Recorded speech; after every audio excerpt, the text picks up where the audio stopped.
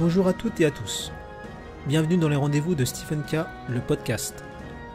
Je m'appelle Steven Kitirat, réalisateur et journaliste autodidacte. Depuis 2016, j'ai rencontré des personnalités hors du commun et je suis ravi de vous faire partager ces échanges. Ensemble, nous allons à la rencontre des héros du quotidien qui partagent leur vision du monde, une perception positive qui aide à envisager l'avenir avec optimisme.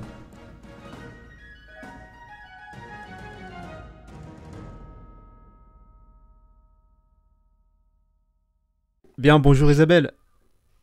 Bonjour Steven. Merci d'avoir accepté ma proposition d'interview. Écoute, merci d'être venu me chercher dans mon univers suisse, qui est aussi chamboulé en ce moment avec tout ce qui se passe au niveau du pass sanitaire. Mais on en parlera peut-être plus tard. Avec grand plaisir. Donc justement, est-ce que tu peux te présenter pour nos internautes ? Alors, il y a deux manières de se présenter. Je pense qu'il y a la carte de visite officielle et puis la carte de visite indicible ou invisible, transparente, que l'on peut lire, à l'encre magique quand on y met un petit peu de citron. Et la carte de visite officielle, donc pour faire très court, je suis journaliste, reporter et réalisatrice.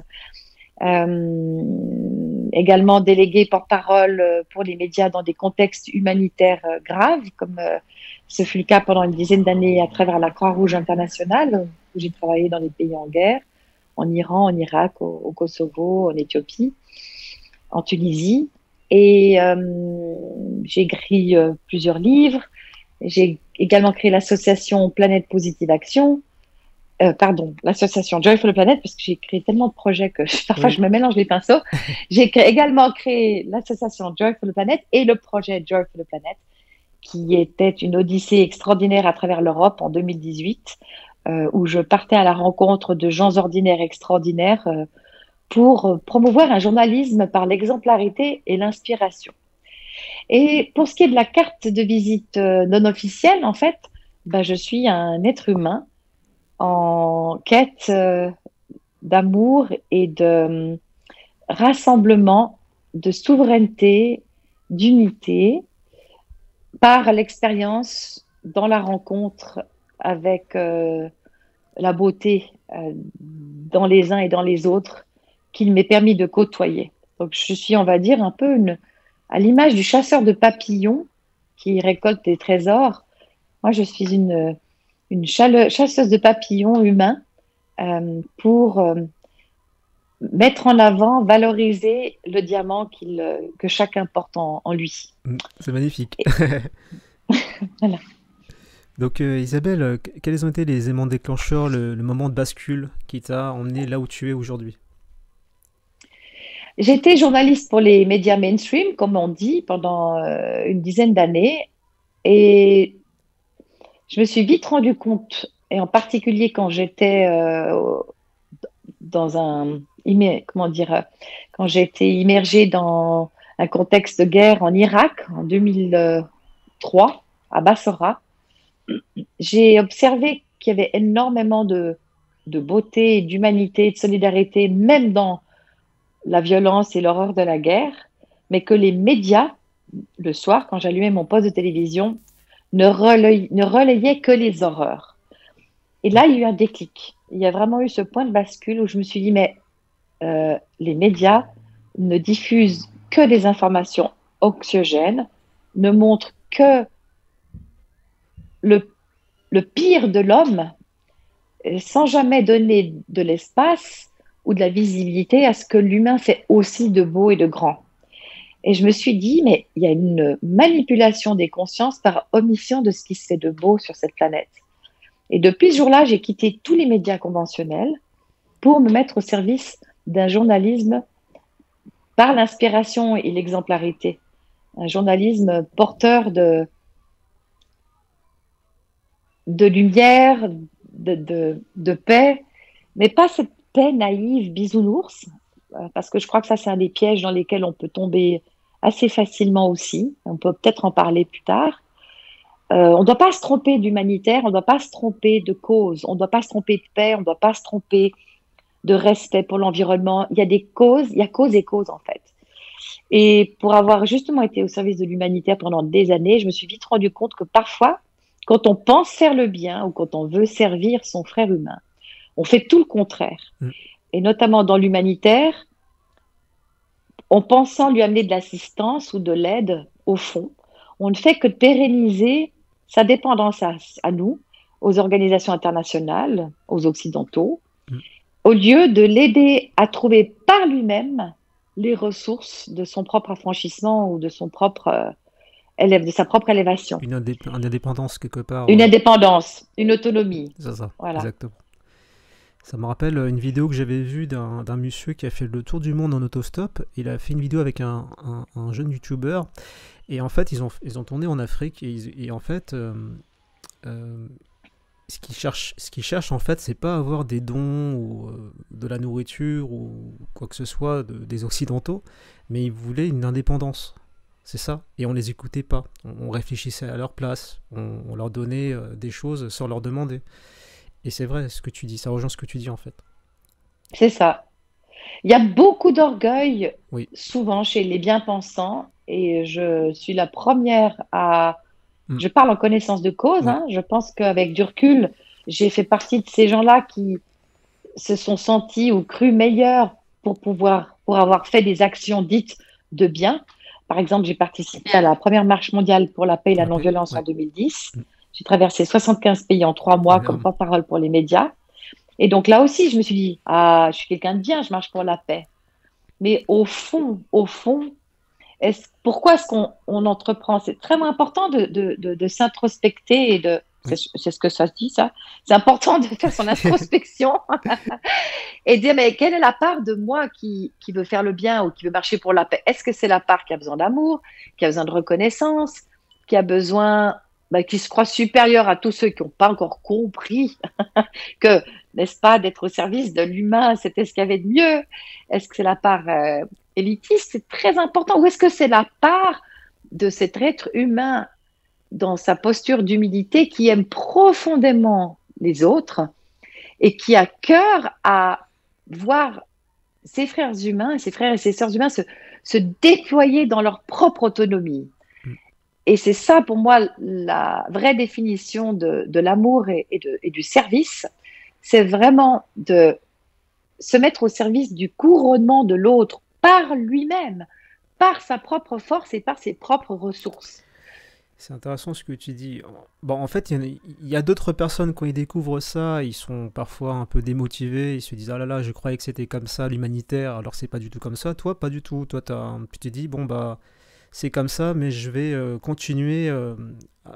Enfin, je vais continuer autrement, mais toujours dans le même registre. Mais ça vient d'où cette énergie-là, cet Alors, optimiste-là, chez toi? absolument. L'idée, c'est de continuer dans l'humanitaire, mais à partir d'un autre espace ou à partir d'un espace conscient, Mm. qui n'est pas celui de je fais le bien pour me déculpabiliser ou bien pour fuir une situation familiale compliquée ou pour me sentir supérieur à qui que ce soit. Par contre, je continue à œuvrer dans des actions altruistes parce que je me sens vibrer là-dedans, parce que Mm. ça me met en joie, parce que je me rencontre moi-même à travers la rencontre à autrui. Et donc, cette énergie qui m'habite depuis toujours, malgré, on va dire, les courants superficiels, un peu comme sur un océan où en dessous, tout est très calme et tranquille, hein, dans les grands fonds, mais en dessus, tout est agité. Donc, moi, je peux être à la fois parfois prise en surface par de l'émotionnel, par des peurs, par de la tristesse, par des moments d'abattement et de découragement. Mais au fond, je suis habitée, je suis toujours habitée et traversée par ce courant sous-marin, souterrain, et qui est de la joie pure, et c'est-à-dire la confiance que on est la bonne personne au bon endroit, au bon moment, et que ce qu'on est en train de vivre ici et maintenant, c'est la chose la plus juste pour soi. Donc, c'est d'être tout le temps finalement dans l'approbation de notre existence et d'être dans cette acceptation, quelles que soient les épreuves, les tourments, les questionnements, les doutes. C'est de se dire, OK, ça fait mal pour telle et telle raison aujourd'hui dans mon existence ou sur la planète Terre, mais en même temps, à travers cette approbation et cette acceptation de nos existences et de ces variations météo sur nos états d'âme, il y a quelque chose un socle léger, joyeux, qui est d'ordre de la confiance, de la tendresse humaine sur lequel on peut s'appuyer à l'infini. Oui. Donc là, une question, Isabelle, je pense que beaucoup de gens vont aussi se posent.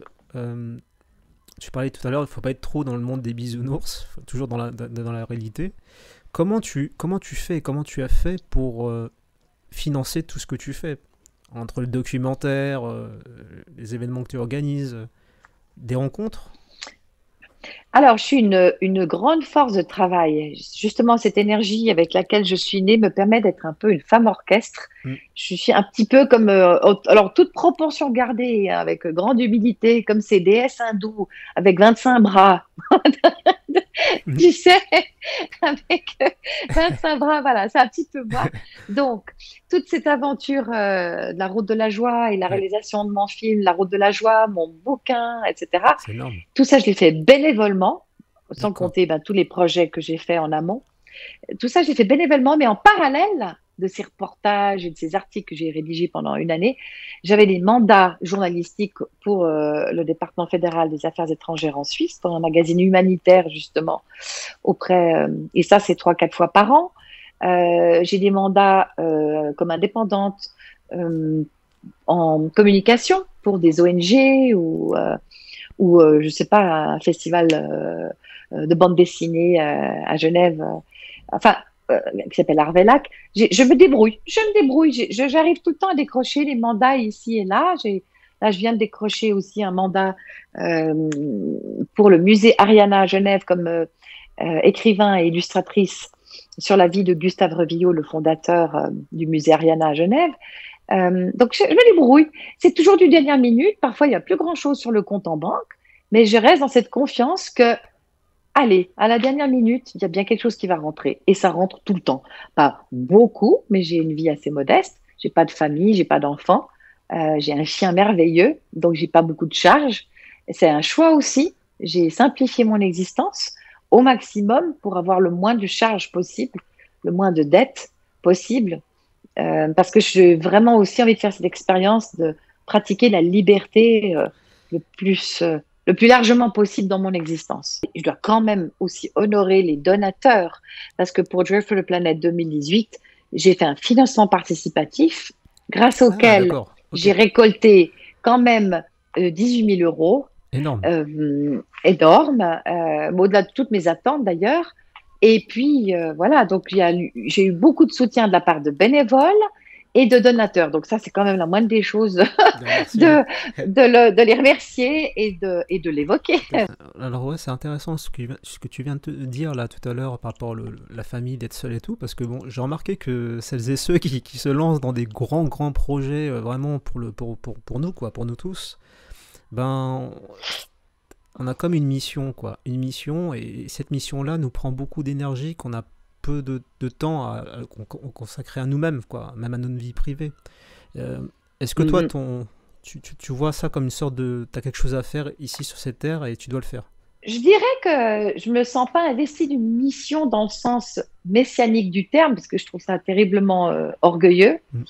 Par contre, comme pour tout être humain qui a trouvé sa bonne tonalité sur Terre, sa bonne vibration, ou qui arrive à aligner ses actes avec sa fréquence vibratoire, avec le dessin de son existence, avec ses rêves, oui, là, on peut dire que je suis dans ma mission de vie personnelle, parce que je suis en cohérence entre ce pourquoi je pense être venue sur Terre et ce que j'accomplis aujourd'hui dans ma vie. Il n'y a pas de décalage. Je me sens vraiment alignée et ajustée, c'est-à-dire que j'ai l'impression de chausser vraiment la bonne pointure de chaussure avec laquelle je suis venue ici-bas. Et c'est ça, malheureusement, qui engendre pas mal de douleurs auprès des uns et des autres. C'est ce fossé entre la vie qu'on s'autorise à vivre et celle qu'on aurait voulu avoir. Il y a tellement de gens qui s'interdisent de vivre leurs rêves, qui prennent des décisions ou font des choix pour faire plaisir aux autres, par conditionnement, par peur, par croyance, par déni de soi, par sacrifice, que finalement, ils s'oublient vraiment de vivre ce qu'ils ont à vivre et ce pourquoi ils étaient faits. Et ça, je crois qu'aujourd'hui, avec tout ce que nous traversons en ces temps un peu compliqués, la belle leçon de cette crise autour du corona, c'est vraiment de nous appeler et de nous réinviter à incarner la vie pour laquelle on est venu et à être absolument authentique et vrai avec ses ressentis, ses émotions, ses choix et tout ce que l'on souhaite voir advenir dans notre réalité. On parlait de rencontres tout à l'heure au téléphone. Toi, Isabelle, alors une question un peu difficile, je pense, à répondre, mais qu'est-ce que tu as appris sur l'être humain à travers toutes tes rencontres?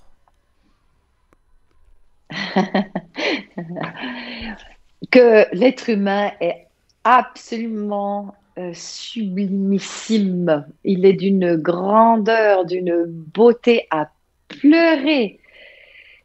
Quand l'être humain s'est reconnu dans sa véritable nature ou dans sa nature ou ses origines, on va dire, multidimensionnelles,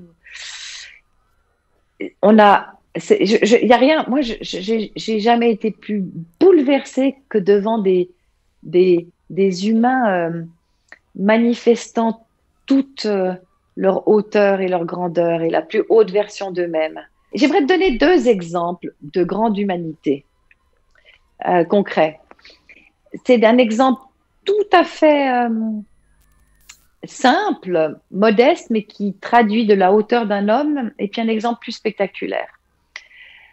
Par exemple, quand j'étais en Iran, j'ai rencontré un ancien combattant dont l'avion, un ancien pilote, dont l'avion avait été abattu sur les lignes par les forces irakiennes. Et il a fait 28 ans de prison dans une espèce de cachot où il ne pouvait prendre ou respirer un tout petit filet d'air juste sous la porte de son cachot. Et on lui a aussi imposé des simulacres d'exécution pendant des années et des années. Et le jour de sa libération, après 28 ans, il est venu nous voir dans nos bureaux de cette organisation internationale. Et il était sublime, cet homme, magnifique, avec des beaux cheveux blancs et puis il rayonnait. Et je lui dis, mais comment se fait-il qu'aujourd'hui, vous êtes dans cette sérénité totale après avoir été torturé pendant 28 ans? Et il me dit, vous savez, c'est vrai, j'ai été torturé pendant 28 ans par mes gardiens de prison. Mais pendant 28 ans, je ne les ai jamais jugés. Je ne les ai jamais jugés. Je ne les ai jamais haïs ni condamnés. Parce que j'ai vu que derrière mes tortionnaires, il y avait des êtres perdus, coupés de la source, coupés de l'amour pour eux-mêmes. C'était des êtres déconnectés et du coup, je ne les ai jamais jugés. Et le jour où j'ai été libérée, ces mêmes tortionnaires, quand ils m'ont vu partir, ont pleuré.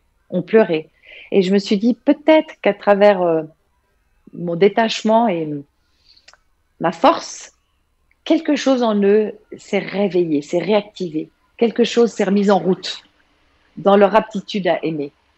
Et aujourd'hui, oui, je suis devenue un ambassadeur de la paix. Aujourd'hui, je suis devenue un ambassadeur de la paix. Voilà, déjà, un exemple, moi, qui m'a bouleversée. Un autre petit exemple tout à fait ordinaire pour vous parler de la grandeur d'un homme ou d'une femme. Il y avait on m'a raconté l'histoire d'un patron d'entreprise qui avait un collègue de travail et c'était l'anniversaire de la femme de son collègue. Et donc, ce directeur a dit à sa secrétaire, vous lui ferez envoyer des fleurs pour 100 francs. Et puis, le fameux collègue va voir la même secrétaire et dit, j'aimerais que vous fassiez envoyer des fleurs à ma femme pour 50 francs. La secrétaire, très empruntée, retourne vers le directeur et dit, monsieur, je suis un peu gênée parce que vous avez mis pour 100 francs de fleurs, et puis son époux, lui, a mis pour 50 francs de fleurs. Mais qu'est-ce qu'on fait? C'est sans importance. Vous n'aurez qu'à intervertir les cartes de visite. Voilà. Et ça, je peux vous en raconter des centaines d'exemples de hauteur humaine. Et quand j'ai traversé l'Europe en 2018 à la rencontre de gens ordinaires, extraordinaires, c'est que de ça. J'ai rencontré que des gens comme ça, qui étaient dans la plus haute version d'eux-mêmes et en même temps profondément humains. C'est des gens aussi qui peuvent être traversés par de la souffrance, évidemment, comme je viens de vous l'évoquer. Mais qu'est-ce qu'on fait avec cette souffrance? Est-ce qu'on s'y installe? Est-ce qu'on s'en nourrit pour ponctionner l'énergie des autres? Est-ce qu'on se victimise ou est-ce qu'au contraire, on se sert de la souffrance pour en faire un marchepied vers la plus haute version de nous-mêmes? Tout à fait. Ce que tu disais au tout départ par rapport aux médias qui transmettaient beaucoup cette peur, cette souffrance, mais pas dans le sens où on la transforme, mais plutôt on la subit, quoi. Elle nous Exactement. paralyse même, carrément, je veux dire. Et Exactement. elle nous met même dans un préjugé, dans un jugement, sans avoir vraiment vu les choses, vécu les choses par nous-mêmes. Et ça, c'est terrible. Ouais, absolument. Les médias, je pense, ont une très grande responsabilité aujourd'hui dans une forme de rétrogradation de l'humanité, dans ses peurs, dans sa polarisation, dans sa division, dans ses discriminations, parce qu'ils font appel aux vibrations les plus basses en l'homme, au lieu de stimuler et de s'appuyer sur ce qu'il est capable de plus grand. Tout à fait. Alors Isabelle, est-ce que tu as en ce moment un projet que tu mets en place? Absolument. Alors, bon, c'est une première du coup, parce que je n'avais pas prévu d'en parler officiellement, mais oui, en effet. Après la conférence que j'ai co-animée avec Louis Fouché en Suisse il y a quelques semaines, là, qui a eu un succès absolument incroyable. Magnifique, je l'ai vu, c'est magnifique. Oui, avec plus de 620 000 vues en un mois, quoi. C'est incroyable.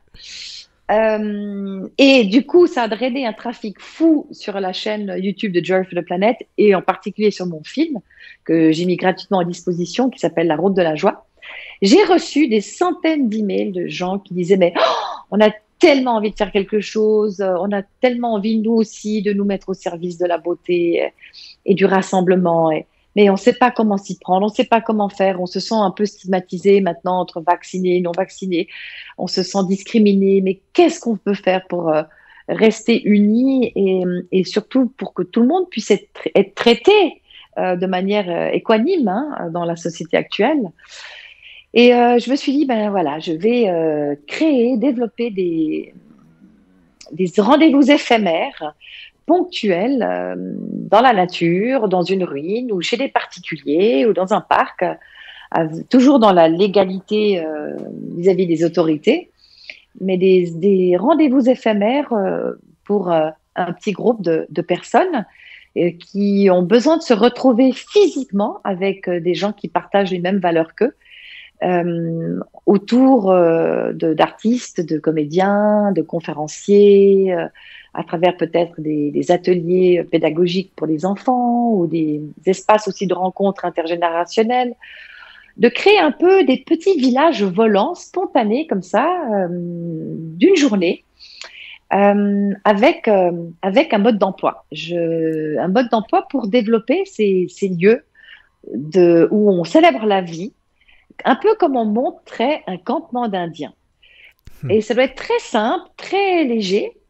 L'idée, c'est aussi de soutenir, bien sûr, tous ces artistes ou ces artisans qui ne pourront peut-être plus se produire aujourd'hui dans des salles culturelles, ou ceux qui ne pourront plus aller au restaurant, tout simplement, parce que refusant le pass ou le vaccin. Et donc, c'est d'amener du soutien à tous ces gens-là aussi pour développer cette société parallèle qui a envie de vivre et de rester dans de la joie et dans du bon sens et dans une forme d'allégeance aux lois de la vie et à l'intelligence de vie, au cycle de la nature, etc.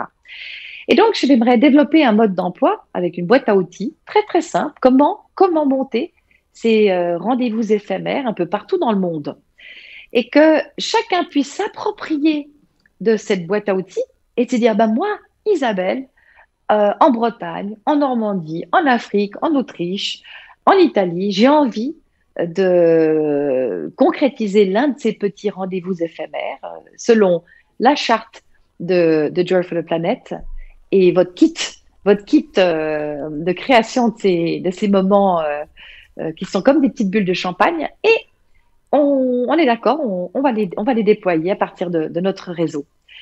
Et tout ça dans l'idée de s'aimer et d'égrener ces petites graines de lumière, ces petites pastilles de joie, de célébration de la vie, au-delà des résistances, au-delà des contraintes, au-delà des frustrations, et que ainsi on puisse s'allumer des petits réverbères un peu partout sur la planète, et que chacun s'approprie d'une démarche concrète pour amener de la joie et de la vie là où il se situe. Voilà mon nouveau projet. C'est génial. Et ce serait aussi en réponse à tous ces centaines d'emails de gens qui m'ont dit, mais oh là là, mais nous aussi, on a envie de faire quelque chose, mais on ne sait pas comment nous y prendre. On ne sait pas comment s'y prendre. Et ben voilà, je viens avec un mode d'emploi, avec un kit, symboliquement parlant, avec une charte, et je vais labelliser, franchiser mon expérience pour que ça s'essaime un peu partout et que chacun puisse trouver l'inspiration, la force et l'énergie de semer sa petite graine à son endroit. C'est vraiment un très très beau projet. Ce que j'aime beaucoup, c'est le fait que tout le monde soit acteur, créateur, et que chacun, à sa façon, à sa manière, s'approprie du coup. Et ça, c'est super pour toi, parce que ça te détache aussi quelque part, et ça permet aussi même de voir en fait qu'est-ce qui va se passer. Et ça, c'est beau, je trouve. Voilà. Et du coup, ce n'est plus un projet où tout le monde, comment dire, fait une fixette sur une personne ou une personnalité, c'est ça. mais où, au contraire, cette personne se met au service du collectif et que chacun devienne sa propre étoile, que chacun devienne son propre magicien. Et moi, tout ce qui m'habite aujourd'hui, c'est d'amener de la magie. Dans ma vie, j'amène beaucoup de magie. Je me fabrique de la magie. Je co-crée ma réalité en permanence. Ma vie est magique, malgré ces épreuves, ces moments de désespoir, de chagrin, de doute, de souffrance. Ça reste magique. Et j'aimerais pouvoir offrir cette baguette magique à tous ceux qui le souhaitent et qui ont envie, sans trop réfléchir, eux aussi, d'amener leur graine d'amour dans leur entourage et dans leur région. Raison pour laquelle je viendrai avec cette boîte à outils pour déployer un événement très simple, avec peu de moyens, éphémère, pour amener de la vie, célébrer l'humain et ses dons et ses ressources. Et on range le campement d'Indiens et chacun rentre chez lui. Alors Isabelle, pour finir, est-ce que je pense que tu l'as déjà fait tout à l'heure, mais est-ce que tu voudrais, alors j'imagine la liste est longue, hein, est-ce que tu aimerais remercier celles et ceux qui ont cru en toi depuis toujours, qui ont fait de toi ce que tu es? Oh mon Dieu, ah oui, alors moi, la liste est infinie, la liste est infinie.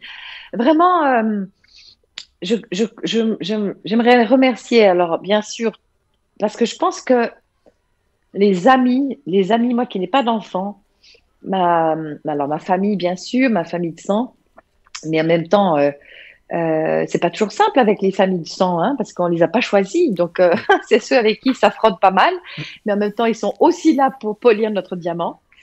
Mais évidemment, ma famille d'amis, mes amis me sont indispensables. Et cette famille, elle est très grande aujourd'hui parce que grâce à Joy for the Planet, c'est vrai que j'ai beaucoup, beaucoup d'amis et j'ai un réseau de bienveillants, on va dire. J'ai un réseau de bienveillants. Je ne parle pas de bien-pensants, hein, c'est tout à fait différent. Oui. Mais j'ai un réseau de bienveillants merveilleux sur lequel je peux vraiment compter, m'appuyer et que j'aimerais aussi aujourd'hui mettre en contact les uns les autres à grande échelle. J'aimerais remercier... J'aurais envie de te dire l'intelligence de vie, parce que je sens clairement qu'il y a une une énergie à l'œuvre à travers toutes nos actions et à travers qui nous sommes, et que cette énergie est profondément aimante et intelligente. Donc après, qu'on l'appelle Dieu, qu'on l'appelle Allah, qu'on l'appelle le grand architecte, la conscience universelle, c'est sans importance. Je pense qu'il y a quand même quelque chose Elle est là, elle est présente. qui est là, ouais. Moi, j'appelle ça, c'est le ça. Et c'est la joie, en fait. Oui, C'est aussi un peu le même mot. C'est une forme de joie qui nous guide avec bienveillance sur notre chemin pour faire du moineau un aigle royal. Et on est tous dans ce chemin. On est des aigles royaux qui nous prenons pour des vermisseaux. Et je crois que ce qui est important aujourd'hui, c'est d'arriver à reconnaître que dans la graine du gland, il y a le chêne. On est des chênes qui s'ignorent. tout à fait. Et c'est ça vraiment mon message. Et c'est ça que j'ai compris à travers toutes ces rencontres dans mon existence, c'est que chacun de nous est une graine miraculeuse et qui engendre un homme d'une beauté renversante et qui, je pense, peut-être aussi devenir un créateur de monde et d'univers. Tout à fait. Bon, en tout cas, Isabelle, je te remercie infiniment pour tous tes messages, tout ce que tu transmets. Et Merci, Steven. à bientôt. À bientôt. Merci.